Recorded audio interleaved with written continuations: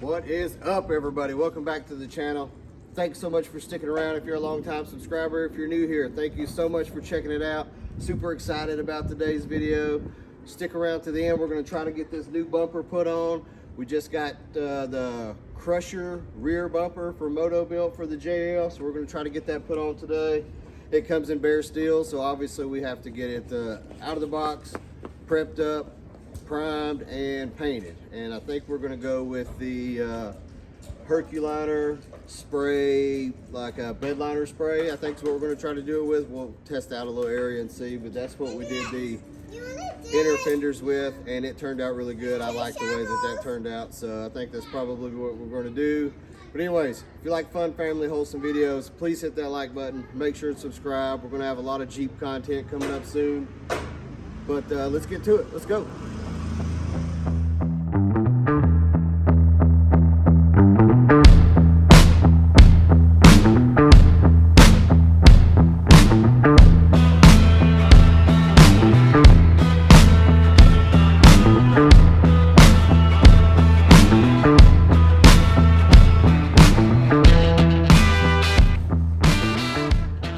So we got some plastic hung up in this garage. It's not really for, we're not trying to create a clean environment like a paint booth, but what we are trying to do is just protect the walls and the floor for any spray paint. We don't want to spray paint the light switch or the door switch, so we just put plastic up everywhere. And then we got the bumper out. So if you missed the unboxing short that I did, this is the Crusher rear bumper from Motobilt. Good looking welds. The D-ring mounts. I thought I ordered the one that said without sensors, but it still has holes in it. I'm wondering if all of them have the parking sensor holes in them, but the without sensor order comes with like some caps or something to put in there. I'm not sure. We'll see when we get to the hardware, but it's got the spare tire cut out. That looks really nice. I like that a bunch. Let's see what the back looks like. All steel.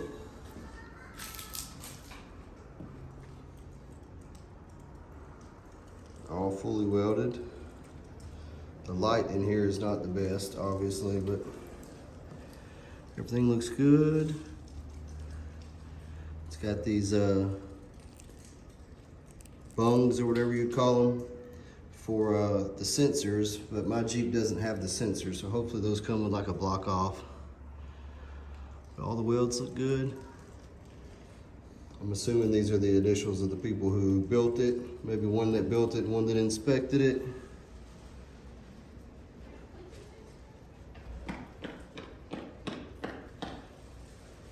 Yeah, everything looks good, but let's get to cleaning it up, see if we can get a layer of primer on here. All right, I'm no painter by any means, but I think since we're just gonna go with bed liner as opposed to like a flat paint, I'm not really gonna sand on this thing too much, but I am gonna use a red Scotch pad and some acetone and just clean all the residue off of it from the manufacturing process and the shipping to keep it from rusting. So, because you can kind of see that there's some grease residue on there. Definitely don't want to paint over that. So we'll take some acetone and a Scotch pad and get this all cleaned up.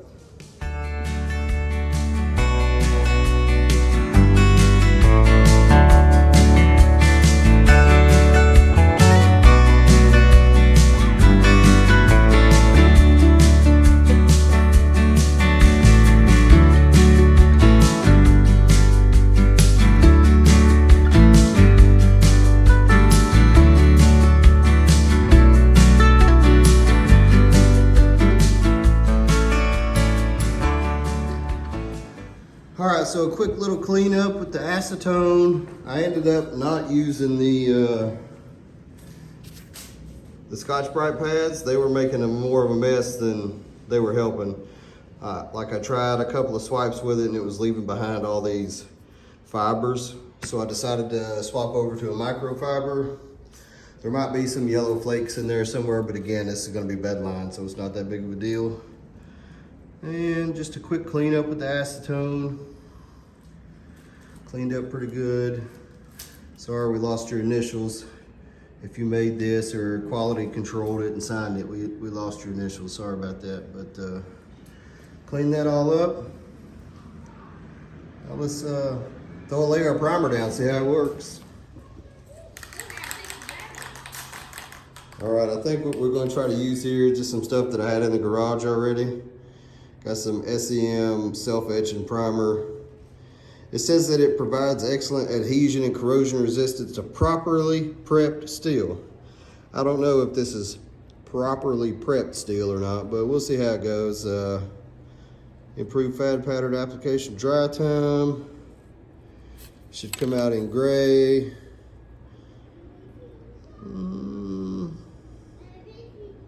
I'm not sanding. I'm not blowing it off.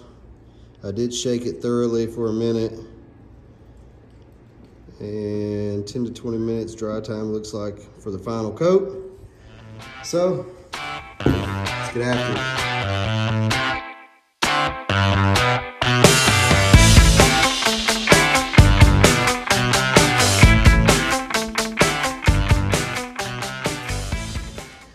All right, just a quick skim coat on there. We'll let that dry for a couple of minutes, then we'll go back with a heavy coat.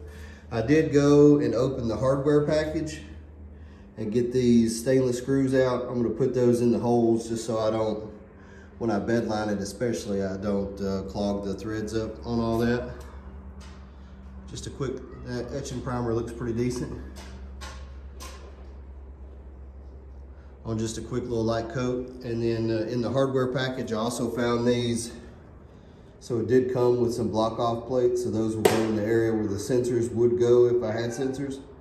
So I went ahead and got those out, cleaned those off with some acetone, go ahead and dust those with some primer. And I think to go with my Jeep, I'm gonna paint the actual part that sticks out of the bumper there, my accent color, instead of just doing it in bed liner. We'll see how it looks. If it looks bad, I'll clean it off and just spray some bed liner over it. All right, let's get back to it.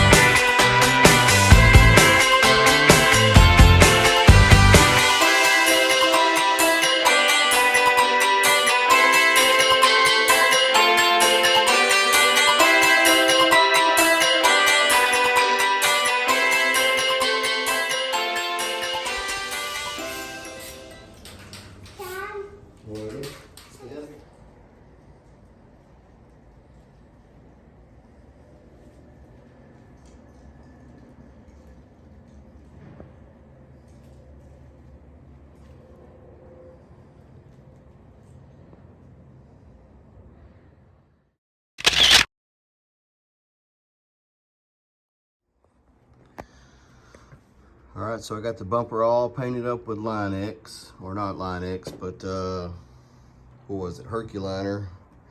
And I got the accent color painted here on the M. And now I'm just installing the sensor block off, since my Jeep doesn't actually come with sensors. I painted them in the accent color as well. All you need is an 1/8 inch hex key, Allen wrench. You see the brackets on the back. Just take one screw out there, and then we'll put the block off in there.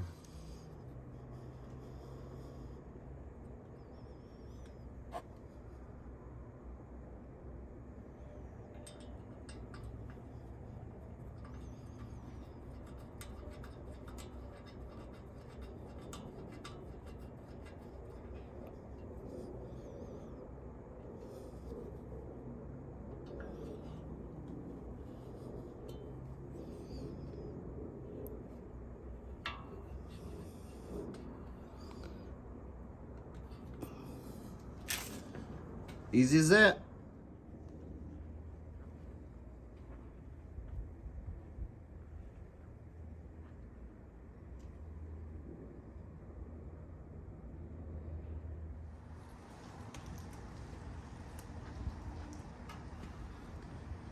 All right, everybody, well, it's been a couple of days. We got the bumper all painted up, as you saw, using the Herculiner bed liner for the main part of the bumper and spray paint for the accent color here on the parking sensor block off plates. I showed you how easy those were to put on, as well as the Motobilt M here in the middle.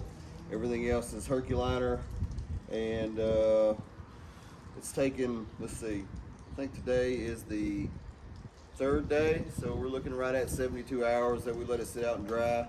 Probably would have dried and cured a lot faster, but it's been cold. Been right around freezing at nighttime, and it's been sitting out in the garage, and it's been sitting out in the sun for a couple hours during the day, but feels like she's good and dry now, at least good enough to put on the Jeep. Let's walk you through that process. Unfortunately, my most valuable employees, the kiddos, had to go back to their moms, and I have somehow lost my tripod.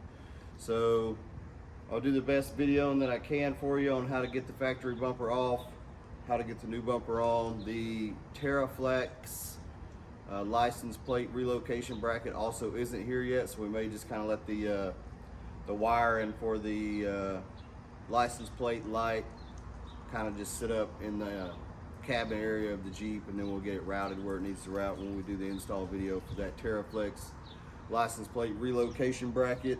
But for now, let's just get this bad boy on, see how it looks. I'm excited. Let's go.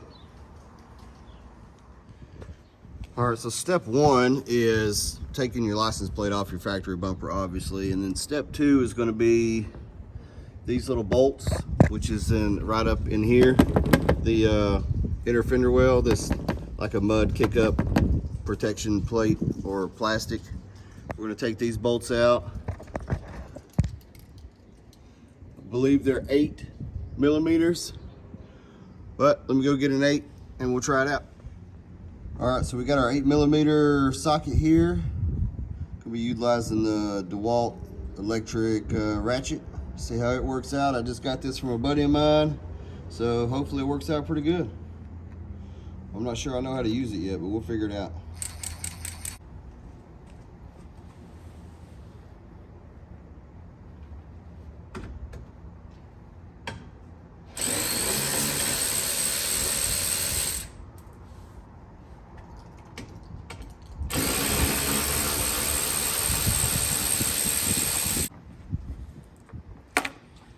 All right, 3 8 millimeters, and that is off.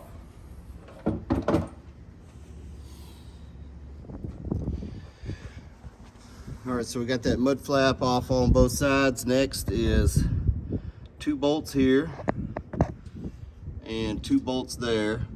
It's just like a bumper reinforcement bracket here on the very end. And those 4 bolts are gonna be 16 millimeters. And for that, just to get in the tight spot, I'm going to be using a swivel head on an extension along with the DeWalt electric impact gun, the big boy, the 3/4. Let's go ahead and get those off.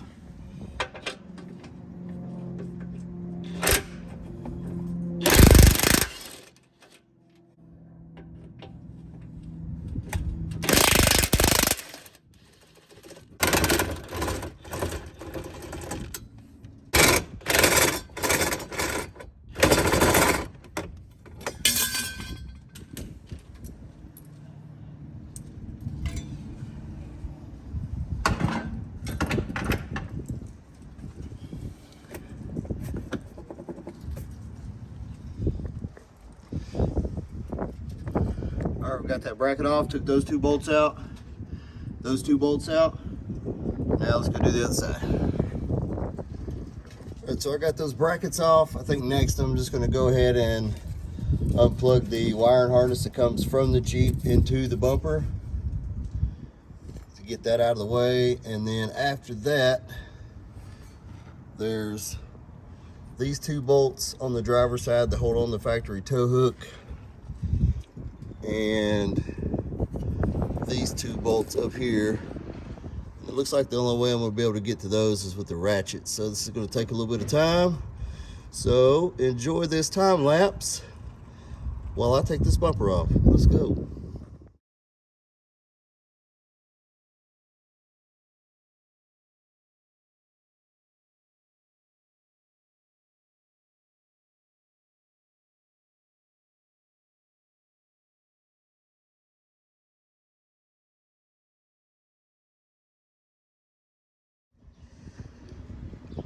Okay, so I'll be the first to admit that I'm not like a mechanic. I just like working on my own stuff. But for the two bolts under here holding on the tow hook, I used the impact and a 21 millimeter. Up in here though, these two bolts, the space is so tight, one, my 21 millimeter deep well wouldn't fit.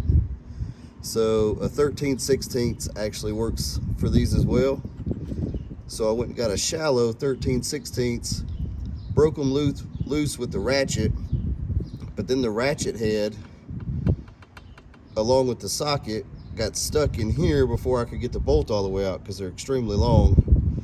So I had to break it loose with the ratchet, get it about a quarter of the way out, and then finish it with a wrench, because you got literally like a finger's width once the bolt is all the way extracted between these little bolts. And I thought about going and getting a grinder and just lopping these off, but you never know, one day I might want to go back to the factory bumper, so I don't want to mess it up. But I got this one out, and there's one more up there, and then two more on the other side. So I'll be back with you as soon as these get done. I feel like this would be a really long time lapse because getting these out with a wrench, quite time consuming. So I'll be right back. All right, quick update. Got the tow hook off. These bolts, there's 4 of these long suckers. 2 that go up from the bottom and 2 that come in from the side. The ones that come in from the side are the ones that I had to break loose with the ratchet and finish off with the wrench, so it took forever. If there's a better way to do that, let me know. I would like to understand your process. On the passenger side, however, this bottom bolt, I was actually able to get out with the impact and a swivel head. The top bolt, I was able to get most of the way out with a ratchet, and then I finished the rest by hand, and it wasn't too bad. The bolts on the passenger side are significantly shorter than on the driver's side, and there's a little bit more space between the bolt holes and these little bracket bolts, so it wasn't too bad. The driver's side, whew, that was a real pain. All right, see if we can get this bumper off.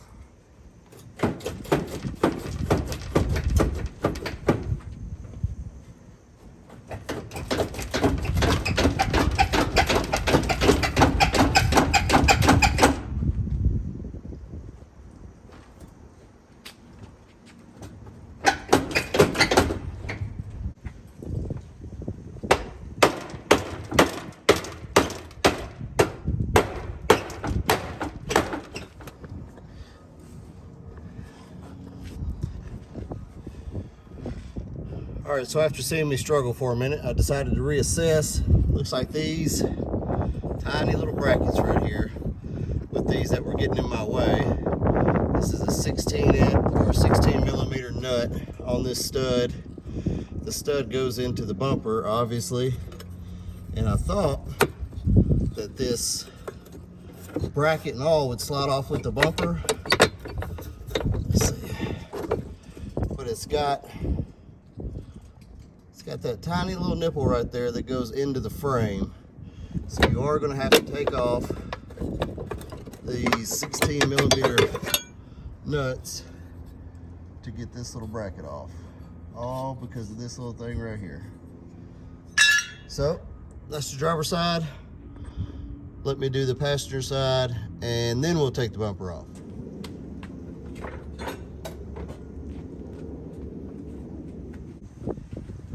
And just like that, success. Goodness. All right, so just a little recap. These two are 13/16 or 21. Same for these here. And you can see that these are like welded in bungs on the driver's side. That's where the factory tow hook went. On the passenger side, you had these two here, which were also 13/16 or 21s to take out. And there is no welded in bungs there, but Motobilt did come or send a piece that slides in there so you can still bolt it up from the bottom. This wire here goes to my trailer wiring harness that I put on after the fact. Maybe we'll clean all this up and maybe clean that wiring up a little bit also, and then we'll get the bumper on. All right, got everything wiped down, cleaned the tub up with a little bit of quick detailer, because more of that's going to be visible, especially around the corners there. Sprayed a little WD-40 in the frame rails. Sprayed a little on the threads there. Now I think we're ready to dry fit the new bumper. This is the bracket that Motobilt sent. I just threw a coat of primer on that. It should be sitting in the frame, not visible, so no need to really paint that. But let's slide it in here. It's got these two ears right here to keep it from falling back into the frame. Holes seem to line up well. Let's fit this bumper.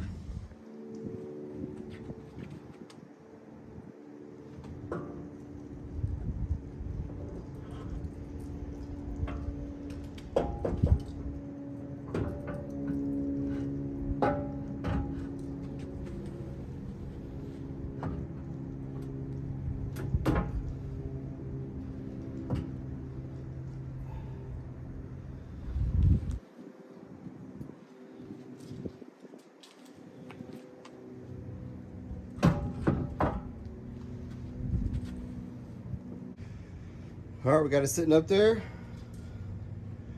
looking good. It's just a preliminary fit, so we'll get it some bolts in it.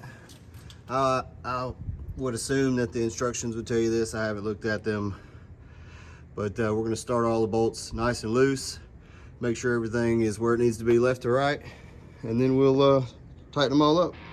Let's do that.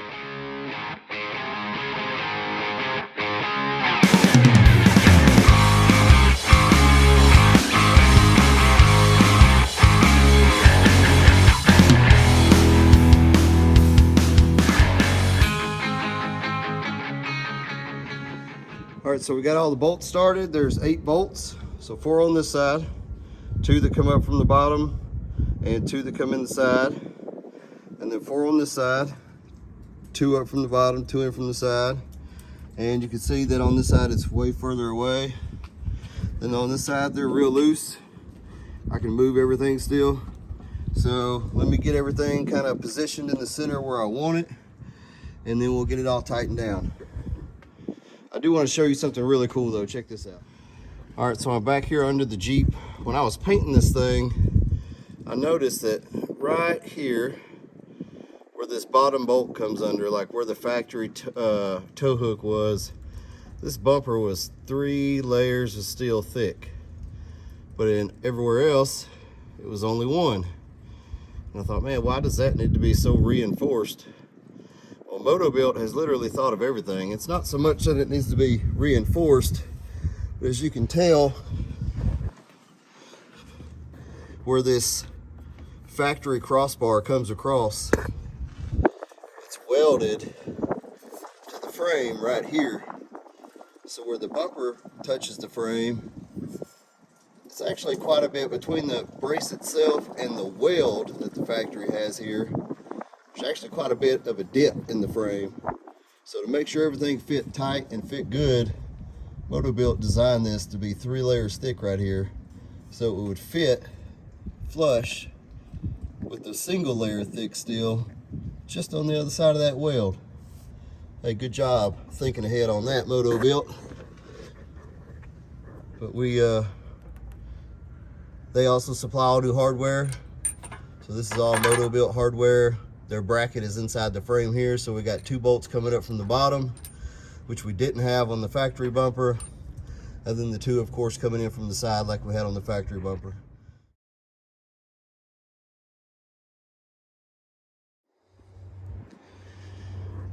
All right, everybody, so that's it. That was super easy. The bolts that were such a pain to get to and from the factory, super easy to get to on the new Motobilt bumper.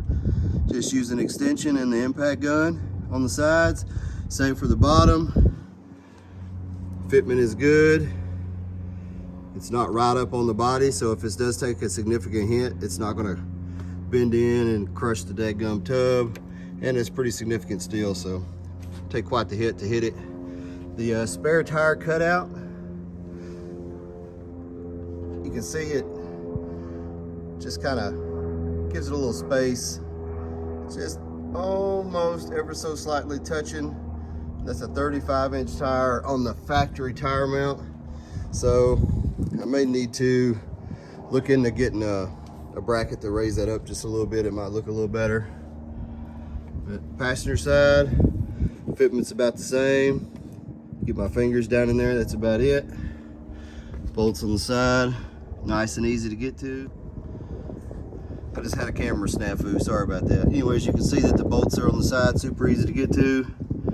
The Jeep is super dirty under here. I really need to get under here and do it clean and touch up some surface rust spots, but I guess that's what you get when you buy something used and then you go wheeling with it. I'm sure it wasn't that dirty under there before I got it, but got the gold accents, really like that. You can't really see the M because the tire hangs down too low. But when you open it up, looks nice, looks very nice. All right, that's it. Let me torque these things down. I'm not exactly sure what the torque specs are, but I will look them up before I torque mine, and then I'll put it on the screen here. All right, excellent, let's go.